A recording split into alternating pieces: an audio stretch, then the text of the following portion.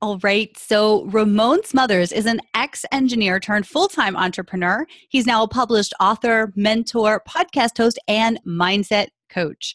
After being laid off from his engineering job, Ramon decided he would determine his fate from now on and not go back to work. Since then, he's created 7 streams of income and is on a mission to inspire others that they can do the same. And it is such a pleasure to welcome him to the show. So, hey, Ramon, how's it going? I'm excited to be here. Thanks for having me, Nicole. Absolutely. I'm excited to have you here. You've got a really interesting story and you're a new entrepreneur, right? Like, I mean, this is not been a very long time since you jumped in full force into online entrepreneurship. And I'm super excited to talk about that with you today, because a lot of the listeners of my show are in that space of wanting to jump in, or they've started a side hustle, but they're still stuck, kind of, not stuck's a bad word, but they're still comfortable in their job. That's that security. And then I've got a lot of people listening too who have started their business, but are really having a difficult time getting traction and bringing in income. And it really is amazing to me how many people start their business online and they're really great people and they're really passionate people and they're doing all of, quote, the right things, but they're not making money. And at the end of the day, making money is what you got to do. And I know that you not only jumped in full force, but your wife as well. And so I'd love to actually really jump into that and see, like, how can two people, and I think you guys have a baby too, right? I mean, I heard somebody in the background there. Oh, no, we were talking about our puppy. Puppy. I thought I heard a baby in the background. Okay, so even with kids, without kids, it's still like to just full on not have that security is a pretty big deal. And to recognize how to develop multiple streams of income right from the beginning is so, so valuable. So before we jump into all of that, I just want to turn over the mic to you and let you give my listeners a little bit more about how you are serving and supporting people on a daily basis and what you do.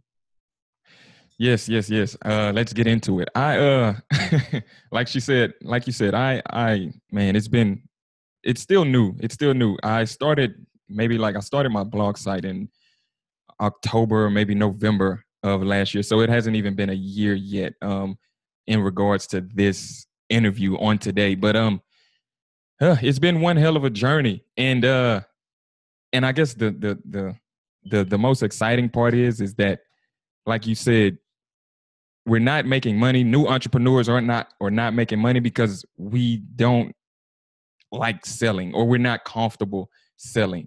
And what makes it that much easier for me is because I found something that I'm truly passionate about doing, and I'm truly passionate about spreading to others. And that's kind of how it has been like put me at ease and allowed me to just, like, I'm not selling. This is my obligation now to help people and to serve people and to inspire people. And just the feedback that I get from people telling me, man, that you're inspiring me.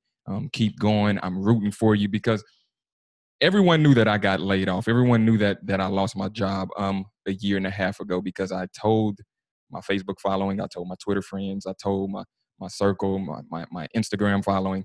I told everybody, and I said that I wasn't going back to work and I was going to make this entrepreneurship thing happen. And on that journey, I was going to take you along on a ride and show you how to do it too. And that was my mission. And it added a lot of pressure. It upped the stakes a lot, but that's what makes it, like, more easy to sell and to generate income and to develop multiple streams, because it's all in line with my passion, what I'm passionate about doing, and it's ultimately helping others and inspiring others and serving others. So that's how it's been these past few months. I got to tell you, I am so excited to hear you say that. I have somebody in my mastermind group, and she was building her business for quite some time. And when I say building her business, she was working to build her business. Mm-hmm. And it was a bit of an uphill battle. And, those things you gotta go through, quote, gotta go through, right? And then when she started sharing with her audience and the people, just a small audience in social media, about what she was doing that she was finding success in, it was totally different than the business she was building and working on.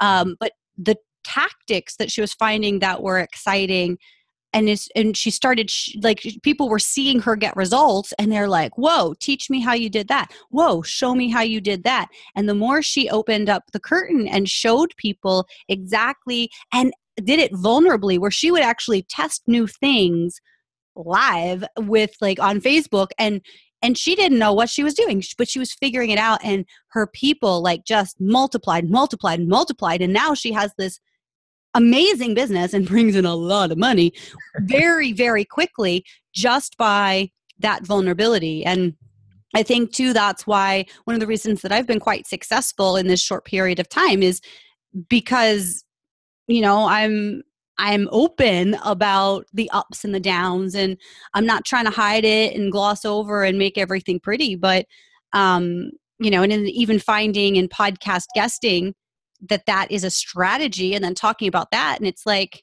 I haven't, like, officially launched my business in podcast, like, interviews that convert yet.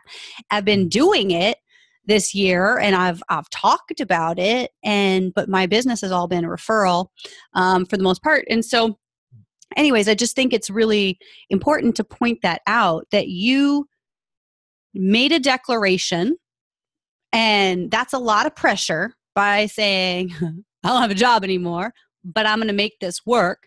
I don't necessarily know what I'm going to do, but you can watch me, you can follow along and see what happens here. And I think that's just so powerful. So anybody who's listening right now, who's been thinking about, well, I want to, but I've got to do it right, or I've got to do everything perfectly, take notes in this episode as we unlock what Ramon did and how he did it to get where he is so quickly. Mm-hmm.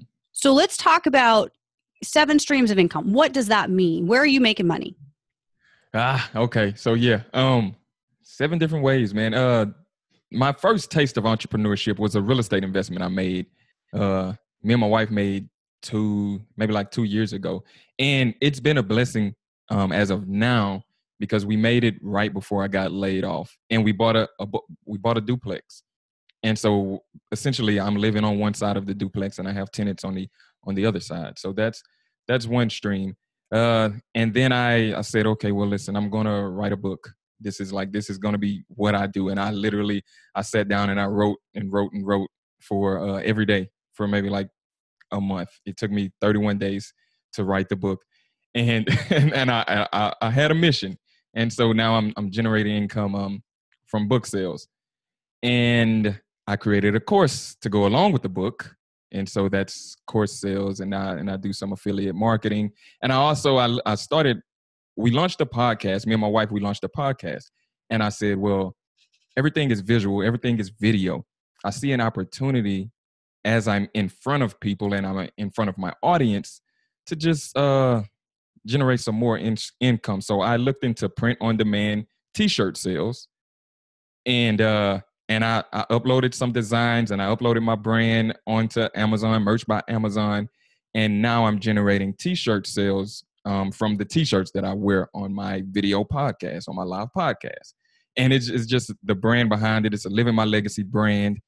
And that's what I'm inspiring people to do. So I have people actually going out and purchasing t-shirts, and it's all, passive. I uploaded the design, and of course Amazon handles the rest. What is that? 5. And then a few of me and my colleagues, we started a residential and cleaning service business. So I have my hand in that as well. That's 6. And affiliate marketing was 7. So all in like like I said, less than a year. Like I just took advantage. I've seen opportunities, places, and that's what I'm inspiring people to do. Like, I seen opportunities, and I researched how to make them happen. The book was something that I wanted to do. That was going to be like my thing, my income thing. And then I seen an opportunity to create a course on top of that that goes along with the book to teach people how to overcome fear. The title of the book is The Fear of Greatness. And just teach people how to overcome fear, step outside of their comfort zone, like you said earlier, get comfortable being uncomfortable, and take leaps of faith and see how it turns out. And so the course came along with the book, and I'm generating some course sales, and it's just been fun. And to say I had no clue what I was doing about a year ago.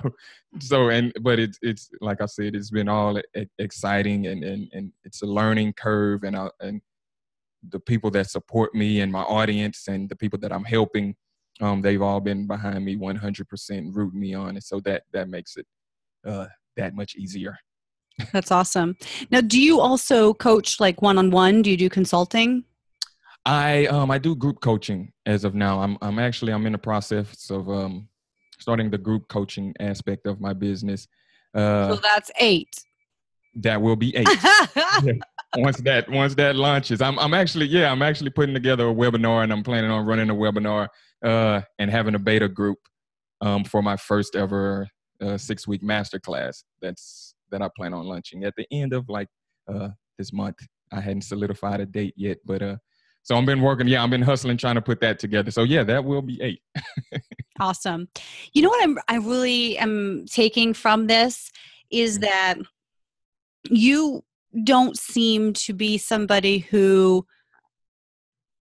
doesn't move through stuff. Like it's almost like you go, oh, okay, this is an opportunity. I'm gonna go with it. And I have a sense, and please do speak to this, but I have a sense that if something doesn't work out well, you're not gonna cry over it. You're just gonna recognize, well, that was interesting, and I learned something from it. And now next, I get that sense from you. Is that true? That is 100% true. Like, because I just look at the way I handled my layoff. Like, I mean, I was with that job. I was an engineer before that. So my background is in engineering. And I was with that company for 6 years. And just the way that I took that in, and I never told anyone, not because I was embarrassed or not because I didn't want nobody to know that I didn't have a job. I didn't tell anyone because I didn't want people to feel sorry for me. I saw that as an opportunity. I saw that as an opportunity to do exactly what I wanted to do, and a learning opportunity. Now, don't get me wrong. That first day, I was like, oh, man, I'm scared. My wife had to console me. She actually helped me and say, hey, look, at least you don't have a boss no more. And that reminded me of my perspective at that point.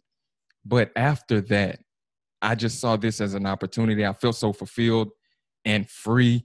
And like you said, I learned from it, and I said, okay, I'm gonna make the best out of this situation. And what attracted me to your podcast and wanting to talk to you is because you talk so much about vulnerability and telling your true story and getting down to the nitty gritty. And I was like, that's been my story, my message, ever since I started my business. So I'm all for vulnerability and telling my story and being truthful and honest. And so, yeah, I've learned to see opportunity in losses.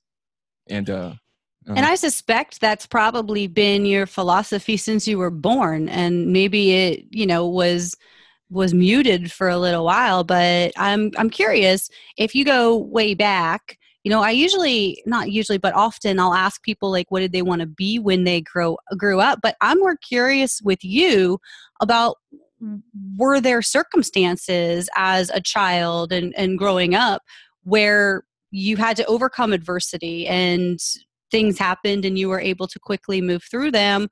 Or is that something that you've just adapted later in life? Oh, good question. I've never been asked that. Of course, there were opportunities. I grew up in a single parent household. It was just me and my mom. And I always felt like my grandfather told me something that I remember when I was only about 17 years old when he told me this. And I remember having a conversation, and he said, be mindful of the decisions that you make, grandson, because it's a lot of people depending on you. And for a 17-year-old teenager, and knowing that like I had to be bigger than I am. I had to be more mature than I am. I had to grow up quickly, because a lot of people was riding on me and depending on me. And I guess that has always been my mission. Like I always say, my why is much bigger than me. And I guess it's just a selfless aspect, or it's a selfless I guess thing that I have with me, because I know that my mom and my sister and a lot of people, they still depend on me, and it's bigger than me, like the things that I have to overcome. And so it's been like that since I was a kid, and it's still, it's still like that. And not even from them, but just from people that I want to help in the community, people that needs encouragement. Like it's always been bigger than me, and I've always approached everything from that perspective. Like it's bigger than me, and that's why I'm so devoted to like inspiring people to live their legacy, because your legacy is what people remember you by. And when you're gone, how are they going to remember you? What can you pass down to them when you're gone? Like that's what drives me. That's what motivates me. And so, yeah, from early childhood, that I've always recognized that I have a lot more riding, and I have to make decisions accordingly. Wow. Okay. So I feel very compelled to ask you a coaching question.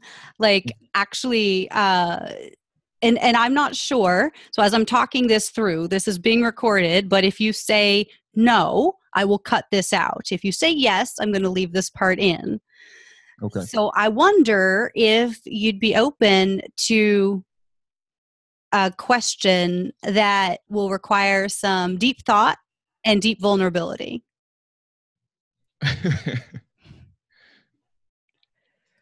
Yes, let's do it. Okay. All right, let's do it. And I'll tell you this, and this is being recorded too. So if this all stays yes, this is all going into the interview. If it winds up being too much that you feel like, this is just not what I want to have exposed, then we can definitely cut all of this out. But this is not something I've ever done on my show before. And I feel like I really want to play with you a little bit. Oh, Lord. Okay. Okay. All right.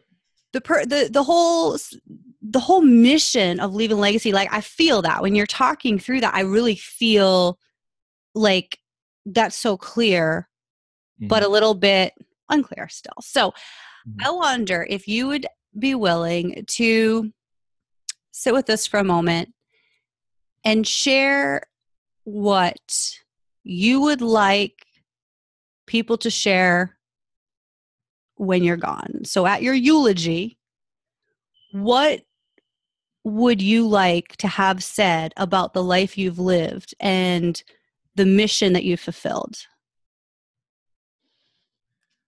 Man, I made a reference to that. Well, I kind of, I talk about that a lot. Well, I've talked about it in the past, as far as what will people say about you and in your eulogy. How will you be reminded? And I guess my mission in life, or I guess from my kids, my unborn kids, my kids that's not even here, I want to be remembered as like the innovator, like the person that broke a generational curse that my family has been riddled with since I can remember. The people that's closest to me, they're not in good places. They're not in good places. And I want to be remembered as the person that broke that curse and was able to pass down things that people before me never had, whether it's wealth, whether it's businesses, whether it's a $5 million retirement account, $50 million retirement account, like open them up and allow them allow them to to have access to things that I didn't have access to growing up. And a lot of the times I think I have to even the playing field for people after me. Because being broke is expensive. It's expensive. And the people that I guess those that come after me, like I don't want them to feel that. I don't want them to feel that. And I guess from a monetary standpoint, I'm talking strictly monetary right here, because that's what motivates me. But I also want them to see that it's possible. Like, it's possible. You're talking to a guy that was raised in a single parent household. I went to college. I graduated. I played football. I got an engineering degree. Like, a lot of people in my family wasn't able to do that. The friends that I had growing up, they weren't able to do that. And I always want to show people that you can go right when everyone is going left, and it's going to be all right. Like, you can carve your own path and stand on your own 2 feet and trust the process and have faith. And it's going to be all right if you trust the process and make decisions. And so innovator, give people things that I never had growing up, opportunities that I never had growing up, and change lives in any way that I can. Well, thank you so much for playing with me. I know that's not an easy question for anybody, and especially just throwing it at you there live. And one of the things that I just got from what you were saying is, we're talking about money, but I don't think we really are. I think it's empowerment and security, because all money is just a tool, right? And I think a lot of times people focus on what they have or what they don't have by measure of this tool called money. But at the end of the day, when you feel wealthy, it's not about the number of dollars in your bank account. It's about that feeling of empowerment, that feeling of safety and security, that no matter what comes along, you've got that faith and you're getting through it. And there's no circumstances outside of yourself that can dictate your experience of life. You are in complete control of that. That's what I'm getting. And I know, like, this is a bit woo-woo because here we are on the podcast. But that's just, this is me talking, so this is just what I'm getting from what you said. And that resonates. Yeah, it does. That definitely puts it into perspective, because, like I said, I even up the playing field, whether it's monetary, whether it's not being secure, whether it's not having faith in whatever you do. That's the mission, and you hit it on nail on the head. I can't even follow up behind you with that, because that's, you put it into perspective. Oh, well, I don't mean to take the ball from you. All right, so let's lighten this up a little bit. Okay. And again, I just so appreciate you sharing that. And I know that, this last 10 minutes or however long we've been on this topic, I know that is something that we just experienced here, and my audience is going to be experiencing as they listen through. I know that piece is instrumental in changing some people's lives. And so what I want to also ask my listeners is, if you are listening right now and something resonated with you, shifted for you, or you had an aha over the course of this episode, I want to hear from you. So please message me. You can write me at Nicole at BBR Show. That's NICOLE at BBR Show. And I want to hear your story. And I want to hear what Ramon's mission, message, and what he shared is affecting you right now. Because I think that dialogue needs to happen. And of course, I'm going to pass that on to Ramon as well. So, and at the end, he'll let you know how you can get in touch with him directly. But I sincerely want to know Because I just, again, woo woo. I'm quite certain that this is touching some people in a very personal and emotional way. So let's lighten it up right now and talk about how things. I say lighten it up, and I'm like, I don't know if we're going light here. I don't know if this is going to stay deep. Right. But tell me about what it's like to, so you run the podcast with your wife, and she has a business as well. Plus, you guys have some business ventures together. So what is that like, working, living, and loving with your partner? You know what? She's actually like whew. Well, it's different aspects because we were just recently married. So like, I mean, yeah, we got married like a few months before we started. I got laid off. Well, no. It was like 2 days after, or 2 weeks after after we got married, I got laid off. And then I said I wasn't going back. So it was a lot of moving pieces. But I think I'm having like the best time of my life right now, doing it with her, and just having like someone to brainstorm with, and we talk about the same things, and she has an online business as well, and we can learn things together. And she's a very intelligent person too. I have to throw that out there. Like she's probably the smartest person I know. I mean, she graduated nursing school with like all A's and 1 B, like for 4 years.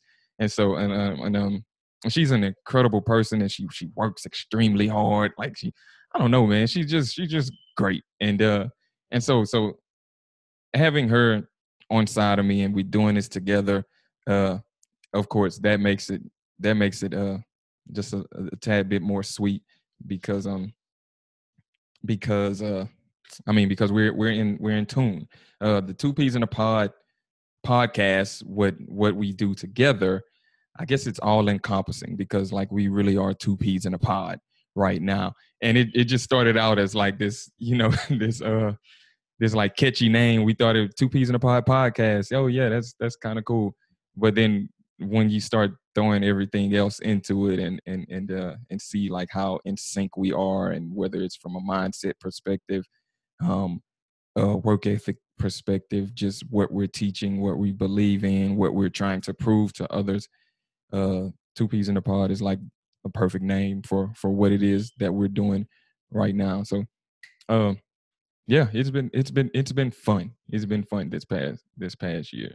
That's awesome. And do you guys ever have, I mean, you're still newlyweds, but do you ever have times where you're like, okay, wait a minute, like we gotta disconnect or something, or there's something from the business side comes into the personal? Like, do you have any separation? Do you guys designate and say, all right, now we're going on a date, like now we are separating from business talk? Or is it just kind of 24/7, everything is all kind of meshed together? Yeah. We've tried to separate business and personal, but it's I guess we hadn't found like a clear separation at times, because sometimes we'll get over at dinner and we'll still be bouncing ideas off of each other, and we laugh at that, because it's like, I don't know, I guess we enjoy what we do so much. Like that's what we want to talk about over dinner at times. And so we catch ourselves where we're at dinner and we're talking about, and we're brainstorming and we're doing things, and we laugh at it, because it's like, man, we really like just over dinner and we're still talking about business, but it doesn't feel heavy. It doesn't feel heavy. It doesn't feel like we have to do that. It's not forced, it's not like overwhelming. It's just like you guys are so passionate about what you do and as you said before, like you're two peas in a pod and you brainstorm together. So it's almost like, how can you turn it off, right? Yes, exactly. And when the mission is so much bigger than us, individually, but collectively, like we know that we're helping people, and we know that we're trying to bring this aspect of like entrepreneurship and mindset to people that never was aware of this side of this business or this side or these opportunities. You know what I'm saying? It's like, this is exciting, and we talk about it all the time. And so I guess, I mean, probably eventually we'll be able to separate the the two. I don't know when, but uh, for now it's just been fun, and we enjoy doing it. So it's not a clear separation yet, but it doesn't feel stressed. It never feels like, okay, we got to step away for a second, because I don't know, we love it. That's awesome. Yeah. So let's talk a little bit about the fear of greatness. How did this kind of come up? And yeah, I mean, you said you just knocked it out in a month, essentially. I'm like, wow, that's huge. That's awesome. What was the inspiration for it? And what's really the message in it? Because I haven't read it in full transparency, and, the fear of greatness, I can guess what that's about. And it's like, to me, it sounds very juicy, because as a coach, I mean, I know that's people talk a lot about the fear of failure, but the truth is that fear of failure isn't really the issue for most people, but that's what people identify. But most people are comfortable failing. Right. They may not want to fail like, publicly, but the truth is, I think people are more afraid to succeed. And so I don't know if that's what the premise of your book is or not, but that's what I hear when I hear that term, fear of greatness. And I'd love for you to explain, number one, how did you kind of come up with the book, and how did you pour it out from within in such a short period of time? And number two, what is your hope that people take away from reading this book? Okay. Yeah, the inspiration behind it was that I realized that fear has been a big part of my life. Like I said, I did this. I went to college. I played football. I graduated. I got a good job. I stayed at that job. And the very beginning of the book, the introduction, I asked the readers, like, what happens when you realize that all of those good decisions came from a place of fear? And for me, the fear was, like we touched on earlier, being broke, being without, going without, feeling how I felt sometimes as a kid, or as an adolescent. And that was my fear. So I held on to money. I did what I was supposed to do. I played it safe. I didn't step on toes. I was, yes sir, yes ma'am, just so that I can climb up this ladder, and and be secure, feel secure. And that's what happened. I mean, that's what essentially happened. And I realized when I got laid off that I was still fearful, because I didn't like that job. I didn't like it. Wasn't what I went to school for. I went to school for electronic engineering, and I ended up in the oil field doing nothing in regards to electronic engineering. But I stayed at that job because it was paying me well, and I was comfortable, and I wasn't broke anymore. Like, I felt, I was comfortable. That's exactly what it was. And when I got laid off, I said, you know what? I was attempting to do start businesses while I was working, but I was comfortable. I was procrastinating, and it actually was like just a fear of the unknown. Like, what's going to happen if I start this business? What if it fails, or what do I have to do? I don't even know how to start a business. And so that's kind of what inspired it. When I got laid off, I wanted to write about just fear, and how you can be comfortable, but sometimes that comfort is it stems from a place of fear, because everyone has greatness in them, I feel like.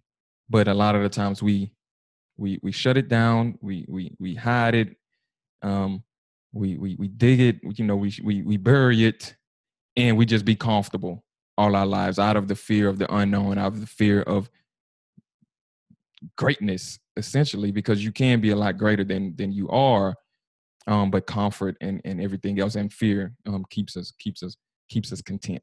So that was the book. So it takes people through what is fear, um, how to recognize when you're afraid, and I talk a lot about personal stories growing up that was a result of fear, and it was right decisions, it was good decisions, but it stemmed from fear. And I talk about my fear of being broke, and and some I guess some NFL things that happened because I had a shot at the NFL, and but mentally I was kind of afraid of a few things, and then the fear of greatness, man. A lot of the times for me, also it's like a crazy paradigm where what happens when I do like make it to the NFL, or what happens when I do get a lot of money, or what happens when I am very successful? How can I handle that? How will I handle that? Will people look up to me? Will people still expect me to do a lot more now? And so it's a weird paradigm. So I'm talking about all of that. So it takes you, like I said, how to recognize fear, what is fear, how to overcome it, and then what to do once you've overcame fear and you're able to recognize it, and then essentially go do it when you realize that fear isn't real. It's in the past, or it's in the future, but essentially it's not now. You know what I'm saying? You're anxious over things that hadn't even happened yet, or that has happened in the past, and so get over that and go be great. That's essentially what the book is about. I love it. Yeah, it's like those stories that we make up in our head. Like you said, it's in the future, but you don't know what's going to happen in the future. Like you're creating a problem before it exists when you're concerned with, what if. And I love that you are on this mission. I love that you're doing this, and it's something that I see every day, which is exactly that. Like, well, if I make it to the NFL, then what are people going to want from me? And are people going to resent me for being successful? Are people going to judge me differently? Are my friends going to, how am I going to deal with when people want more from me or want me to do something from them? And, the word greatness is also used in a book and podcast by Lewis Howes. He's at the School of Greatness and programming all his branding. And he recently posted something on Facebook. He had a bit of a rant because people of his podcast write him regularly and ask for things like, hey, I listened to your podcast, and they write these long letters, and I really like it. And if I could just have $15,000 from you, like my life would be different, right? So can you just give me this? And he just, I guess, had enough. And he made a bit of a rant on Facebook. It's like, who are you? And, I've got my family to take care of, and I focus on my business, and I give you all these resources, and there's no reason you can't create this for yourself. And if you're not willing to, then you need to go find a bank and find a way to pay off a loan, right? Rather than asking. Like, that's just that mentality that other people should give to you just because you exist is ridiculous. And it's also so prevalent in our society. And I think it's a challenge that no matter what industry you're in, or what line of work you're in, when you're, quote, up leveling and you're having these bigger experiences and you're becoming more successful and you're getting more acclaim, more people want things from you. And that's really difficult to deal with for a lot of people. And so I'm really excited to take a look at that book. And I hope my listeners, if this resonates, will as well. Yeah, and it was all vulnerability. Like man, I my friends growing up, like people that I've never even had these conversations with before, but I put it like all in the book, and I told the world, and just that part of it, like being vulnerable and wondering what people gonna think after I tell them, this deep thought from childhood up until the moment I was laid off. Like, so even that was a stepping stone. But like you said, it's a lesson in itself that we worry about what other people thinks of us when we really just have a truth to put out there. And I've gotten so much feedback from people saying that, listen, man, I love the book. It's inspiring. And mostly men have reached out to me and told me, man, thank you for writing that. Like, really, thank you for writing that, because I was going through something similar and I never looked at it from that perspective. And I appreciate that. And so, and that's why I wrote it. That's exactly why I wrote it. I love it. That's amazing. So, Ramon, I've so enjoyed hanging out with you here today. Again, I really appreciate you playing with me and going to this kind of weird place, probably unexpectedly.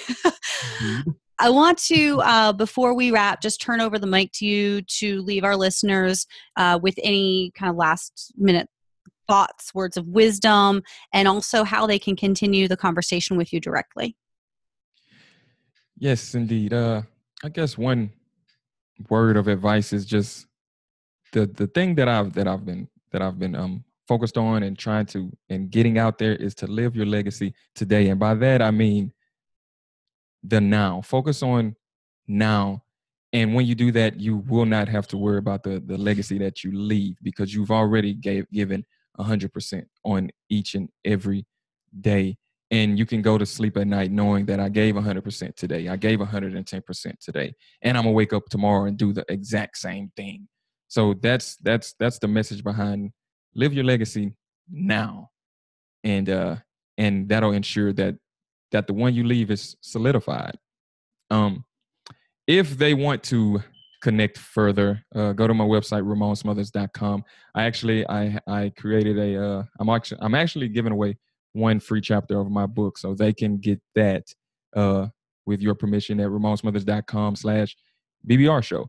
So they will have, when it goes live, just click on that and they'll download a free chapter of my book.